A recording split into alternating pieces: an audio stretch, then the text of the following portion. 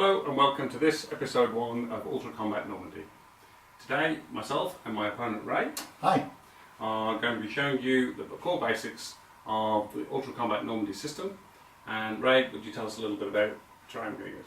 Yes, so the scenario today is based around a German squad, a German infantry squad defending a village against an assault by 2 American squads.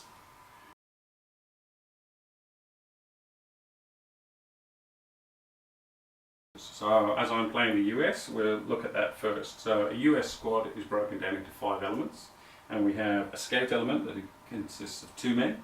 We have an NCO element that consists of 1 man. We have a junior NCO element that consists of 1 man. We have a heavy weapons element that consists of 3 men, and a rifleman element that consists of 5 men. Right, tell us about the Germans. Okay, so the German squad is fairly typical of 1944. We've got a single NCO, we've got a single junior NCO, we've got a 3-man heavy weapons team armed with a light machine gun, and we've got a 5-man rifle team all armed with bolt action rifles.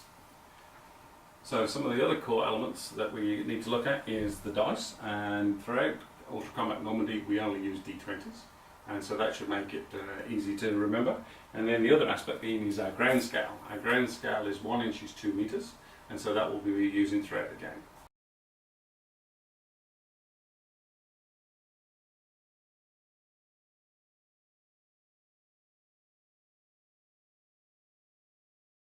So Ray has now set up in the village and he's defending. And the Americans are coming on from 2 places, here and here. So as part of our setup at the beginning of the game, we've decided that we will use mainly average cards, but each squad can have 1 veteran and 1 novice. And in this case, I've used a veteran heavy weapons element and a novice rifleman element. Ray, what have you used? Okay, so I've gone for a veteran NCO and a novice rifle section. Okay. So at the beginning of each turn, we all draw a doctrine card. This is an additional card that we have in our hand that helps us, but we'll give a bit more detail about it in a moment. So in this case, Ray, would you like to draw first? Yep. Draw. So we've now got these in our hand. So now it's between us, we're going to decide which element we're going to activate first. So because the Americans are attacking, they're going to draw their card first. And in this case, I put my card down, and Ray doesn't know what card I've chosen. And now Ray will put his card down. Okay, so I've chosen my card as well. Okay, so when we turn the cards over, when we're looking at the cards, in the top right hand corner is the experience level of the card. Now in this case, I'm using my scouts and they're average. Ray, what are you using? I'm using my rifle team and they are novice. So this means that my scouts get to activate first. So my scouts have 3 action points per man. And as part of that, we can work out what movement, shooting, spotting, etc. they're going to do.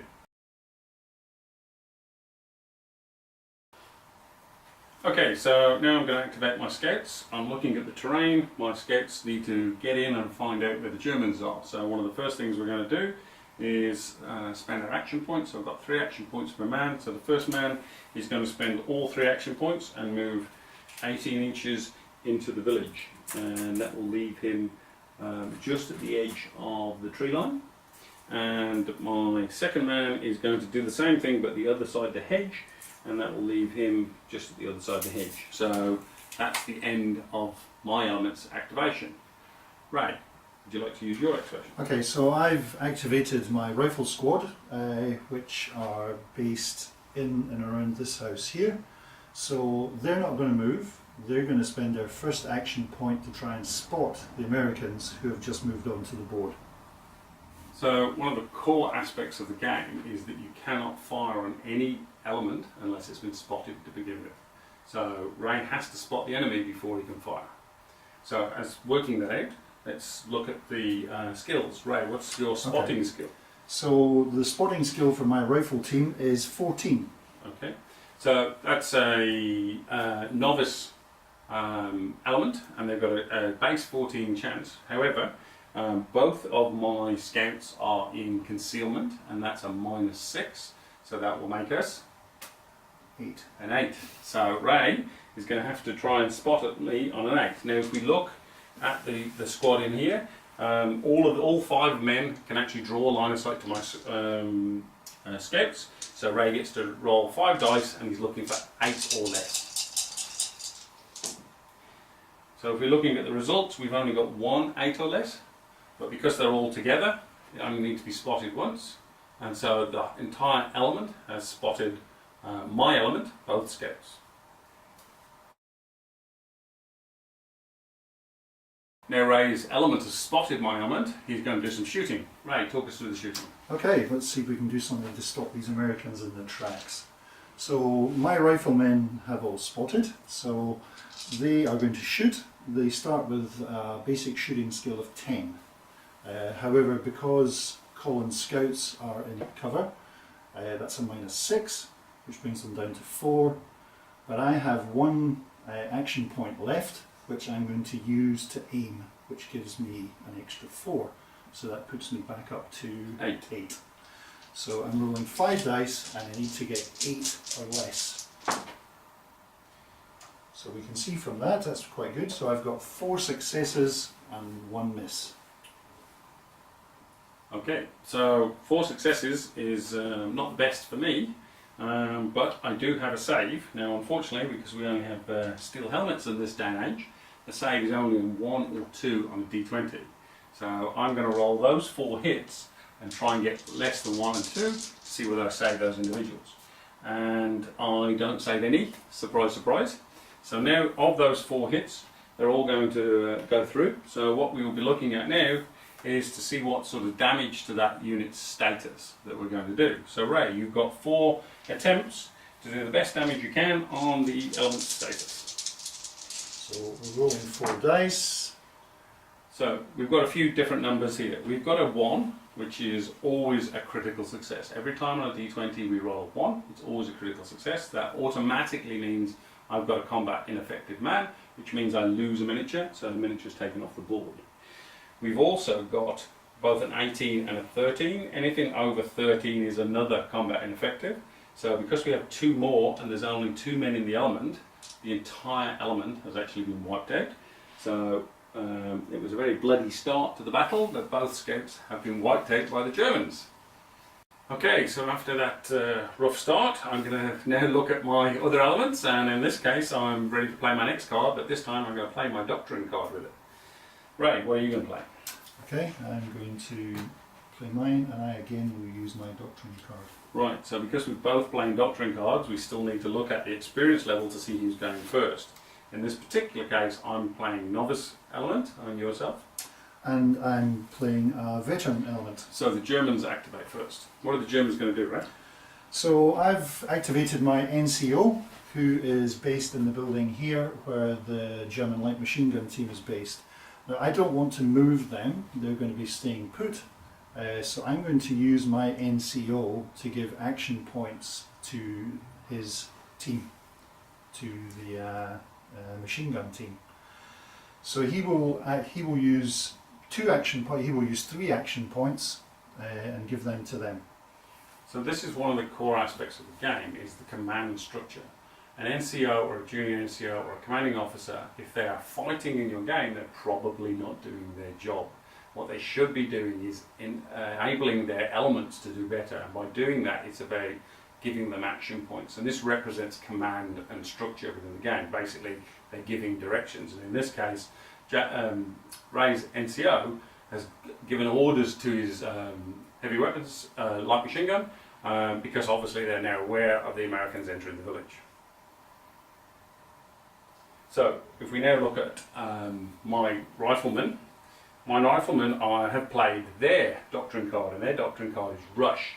Now what this allows me to do is add 1d6 inches per AP I spend. So it allows me to move onto the table more. The negative of this is it makes it far easier for Ray to spot me. So I need to get into cover, quickly. So in my first AP, which is all movement, I'm going to roll d6, and in this case I get 1, so instead of moving 6 inches, they're going to move 7. So I'll just measure that distance, and yes, that gets them to there. Right, so my 5 men move there, so I better do better on the next one. On my next AP, I get a 2, so in this case I'm moving 8 inches, and that moves them to here. And so I really need to roll better for the next one, and then my final AP, give it a good shake, I get 2 again, so another 8 inches, and that just gets them to the edge of the building. That's not where I wanted to get to. I wanted to actually get into the building, but it will at least give me some cover from one direction. Now with 2 elements played, let's draw our next element. I'm going to play that one, right? And I'm going to play that one. Okay, so with no doctrine cards this time, we need to turn over and see who's got the highest. I've got a veteran. Ray, what have you got? So I've got an average. Right, which means I'm activating first. So now I'm going to be bringing my BAR team onto the board.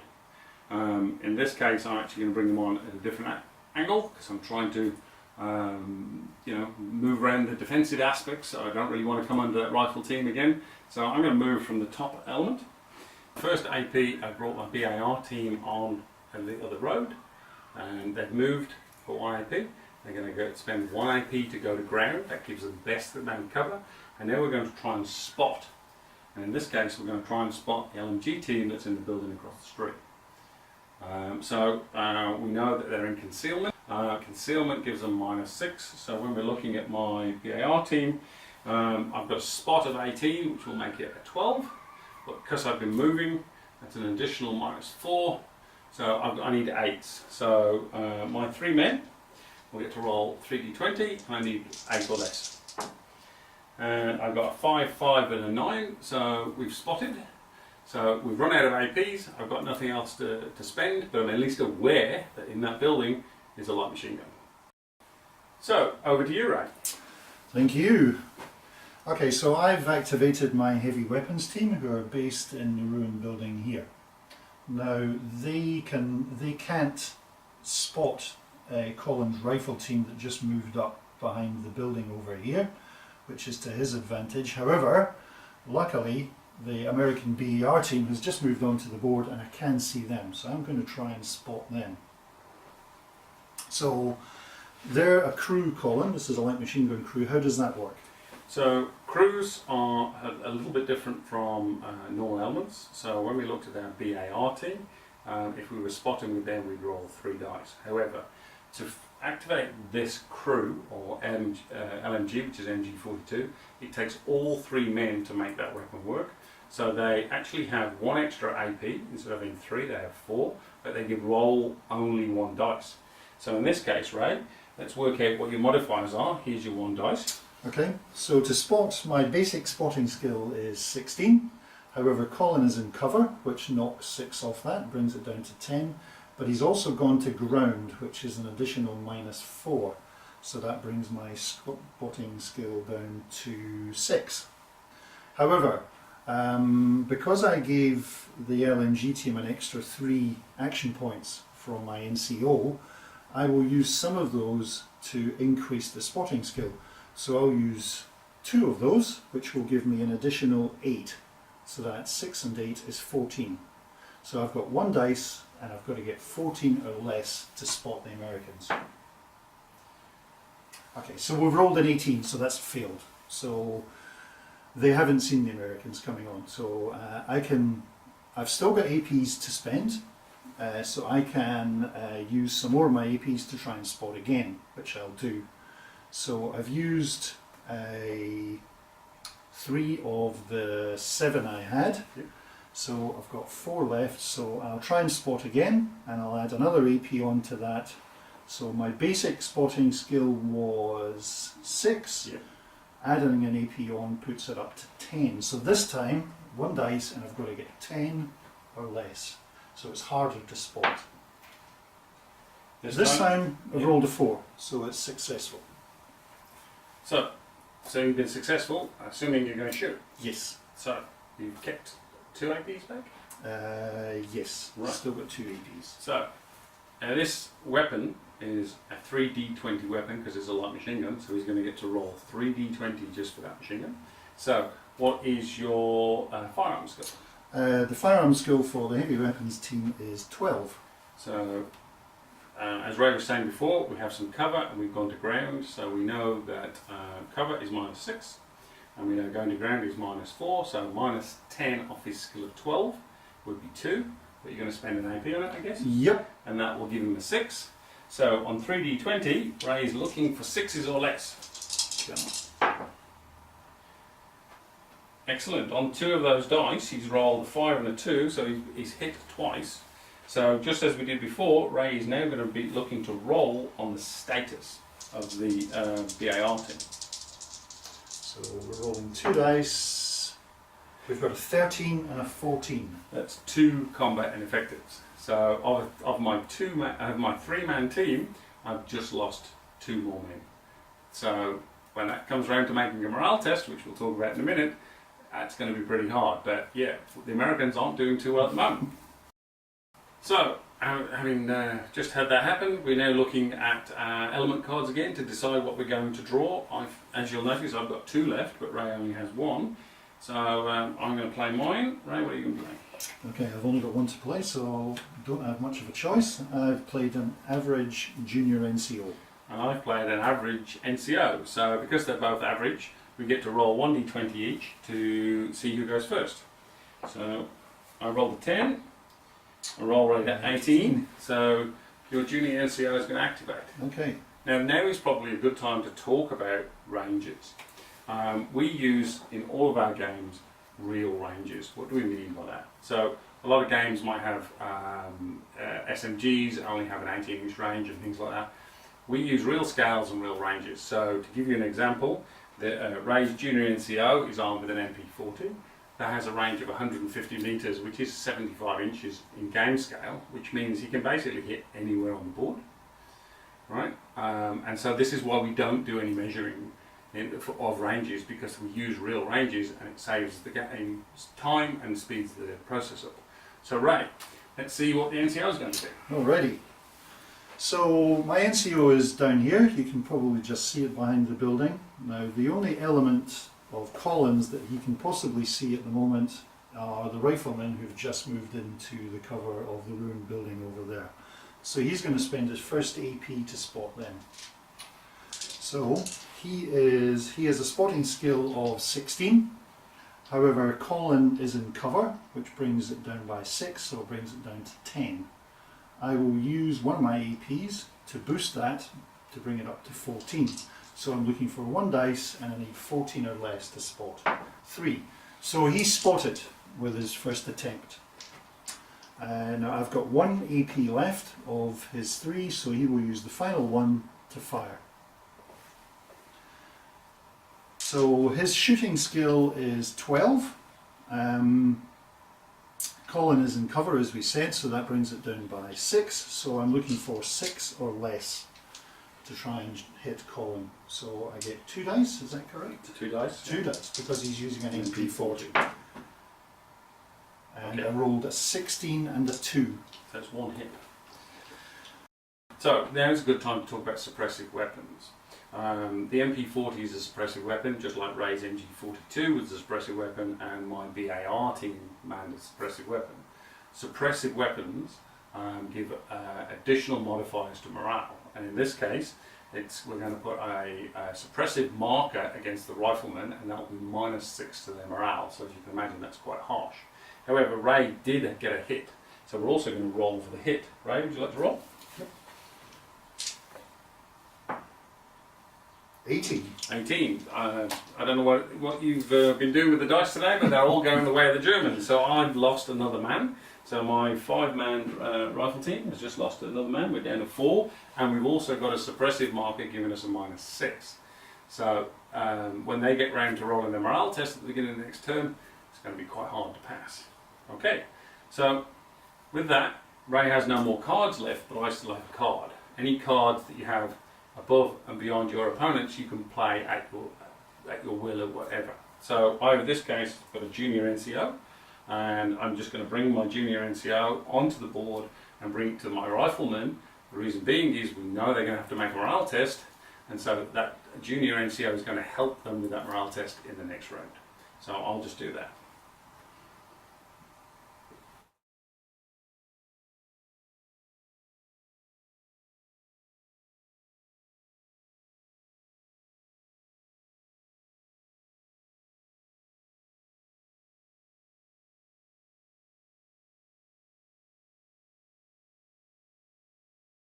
We saw last time how it wasn't very successful coming down the road, so they're going to start further over on the table, and they're going to move behind this building here.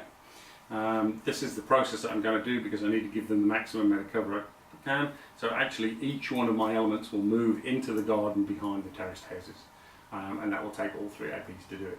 So I can quickly just pick all the elements up, play all 5 cards simultaneously, and we'll move them into position. So there goes my rifleman team, and they're in the one garden, and my scouts are in another garden, and the VIR in the 3rd garden, and I'm just going to place an officer with the rifle team and an officer with the VAR team. So that's a very quick way of playing 5 cards, but we've also got them in situ. There's no line of sight, they've got plenty of cover, and we're now starting to outnumber the Germans in the village. So while we've taken some initial hits, we've got plenty of resources. Camera 2 is rolling, sound is good, and clipping, and breathing, and when you're ready, action. Okay, so it's the beginning of a new turn, and we begin by drawing doctrine cards. Last time Ray was first, so I'm going to take it first, and so I draw my doctrine card. Ray?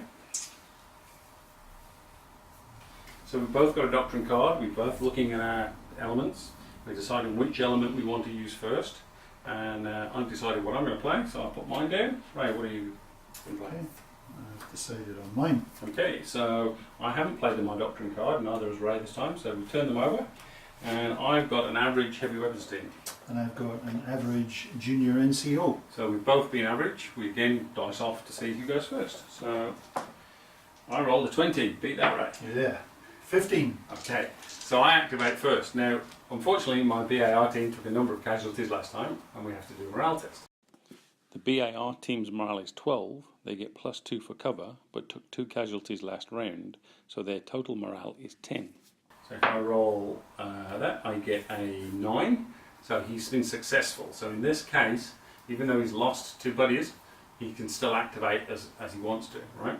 So in this case, I'm going to try and spot the LMG team. Now, the LMG team that fired on them is in concealment, which is -6, but they also fired a suppressive weapon, which is +6, so the 2 negate each other. So I've got 16 to spot. So if I roll under 16, I'm going to spot the LMG team. So I rolled a 10, so I've spotted it. So with my first AP, I've spotted the LMG team. So now I'm going to shoot, and I'm going to use 1 AP to shoot, and I'm going to try and see whether I can knock out the LMG team. So my skill for firearms is 12, -6 because they're in concealment, so I need a 6 or less. So I get a 19, which is a miss, but I put a suppression marker on that element, and then with my 1 AP, because I don't want to be there to return recovering fire, I'm going to move 6 inches back into the garden behind the terraced houses. So I'll just do that, and that will give him some cover. So right. Alright, I've activated my junior NCO, which is this guy down here, with his MP40 who fired last move. So because he's a junior NCO, he can allocate action points to a team nearby, so he is going to give 2 action points to the rifle team who are in the building next door. So we'll put a D6 in there as a reminder that they've got 2 additional action points. He's got 1 action point left, so he won't fire, he'll go to ground. So he has now got additional cover if anybody decides to fire at him. And that's the end of my activation. Okay, so now at the end of the activation, we now begin to play our next card. So this time I'm going to play my card, but I'm going to play a doctrine card on it. So unless Ray has a doctrine card on his, I'm going to activate first. Right, what are you playing? I will play these guys. So Ray will play a doctrine card. Ray did play a doctrine card, so we have to turn over to see who's going to activate first. I'm going with novices.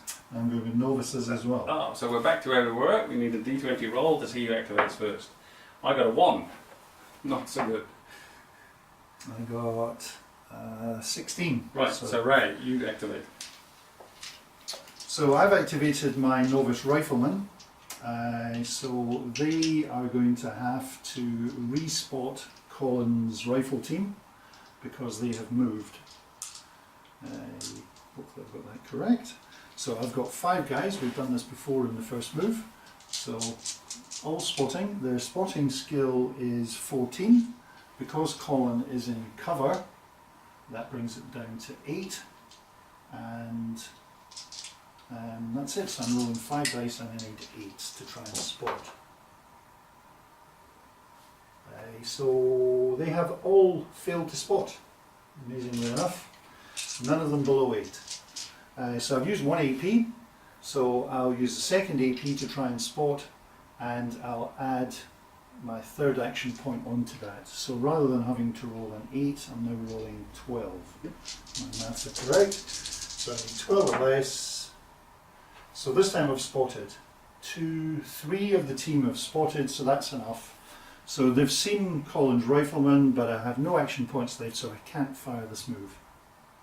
But actually, Ray, you allocated them to Oh, APs. they've got 2 additional So APs, of course. So now, Yes. because he's got 3 who have Yep. spotted, 2 of them have got 1 AP, they can have 1 AP each, or 1 could have 2 APs, and you can actually fire one of those elements. Okay. So it's a good thing to remember when you're using your APs, to use them to get the best advantage. So, you know, it's up to Ray how he uses it, but we're seeing how those command APs are now actually allowing them to do far more than they would do normally.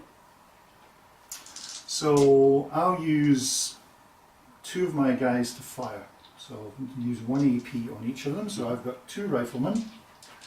They've got a shooting skill of 10. Colin is in cover, which will bring it down to 4. So they're shooting on 4s. I've rolled a 7 and an 8, so they have both failed to hit. So Ray would now put 2 morale markers, which are different to the suppression markers, on that element. So when it comes to that element making its morale test, they're going to have a -1 per morale marker, not the -6 of a suppression marker. That's the difference. Because they're not using suppressing weapons, they don't get to add those -6s, right? So we've got 2 morale markers on there, and it would just happen to be that I am using that element, and unfortunately what I was trying to do was use my defense card, which would have made it a -10 to hit. It's a bit late in the day, even though I will play it on them, so in case any other elements attack them. But before I can do anything at all, I now have to take a morale test. The average rifle team morale is 8. They get +2 for cover and +2 for an average NCO nearby, so their total morale is 12. And I get a 6. So fortunately for me, my rifle team has activated. Finally some luck for the Americans. Absolutely. Now, the rifle team are going to attack the NCO that's over here. The NCO is in cover and he's gone to ground. So that if we add that up together, that's -10. Now my skill to hit is only 10, but it was a suppressive weapon, which gives me +6, so that gives me 6 or less to hit. And I can add an AP to it, which will make it 10. So on 5 dice, I need 10 or less. And I roll that, and I've got 1 success. So we'll roll that 1 success on the status table and see what that gives us. And that's good. I've rolled a 13, which is a combat ineffective. So, but as it's a rifle, there's no save because the weapon's caliber is too heavy. So unfortunately, Ray's just lost his NCO. Blast. So 1 casualty to the Germans. So as you can see, within the game begins to turn quite quickly. So the Americans are pouring into the village now. We're finally getting the second squad coming in. The Germans are starting to spot them. So it's still anybody's game at this point. Again, it doesn't matter what you say, just Colin that way of friction and Ray that way of friction. Yep, that's brilliant. Yeah, no, yeah. So obviously we're not going to play through the whole 2-hour game here. We've shown you all the key aspects, and I think it's fair to say that so far the Germans are doing rather well. But you know, the mass of the Americans are moving into the game, and you know, from my perspective at least, I hope that's going to turn the game. So Ray, what do you think learnings of from the Germans? So from my perspective, it's gone pretty well so far. We've caused the Americans some casualties here and there. My command structures worked well. My NCOs have done exactly what I wanted them to do. They've been boosting the teams that they're in command of. I've lost an assistant NCO, which is a pity, but not the end of the world. So yeah, I'm still feeling quite positive about this. I think the Germans can still pull this out of the bag. So obviously from the US point of view, we really got hurt early on. Fortunately we have the mass of the second squad coming into bear.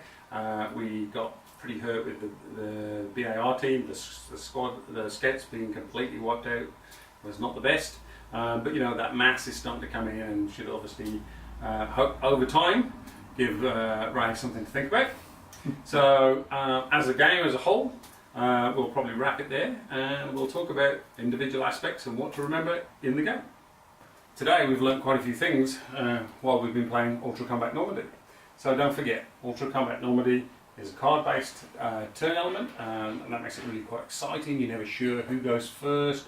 We've got all these extra aspects to happen. We can pull things in, we can play our doctrine cards to give ourselves advantages, you know, all those sorts of things. You know, and as we've seen, you know, the game can move backwards and forwards. Now, a game on average takes about 2 hours to play, sometimes less. It's fast, it's furious, it's a lot of fun. You know, just as much as it was to write the rules as we did it. Ray has been a great playtester throughout the whole thing, and as you can see, he's continuing to help us with the game. And we want the game to move on to bigger and better things. So what we want is for you to get involved, and we want you to come on board and play the game with us. So this is what it looks like. It's a beautiful book. It's a great set of rules. I'm sure you're going to enjoy yourselves when you have a game of it.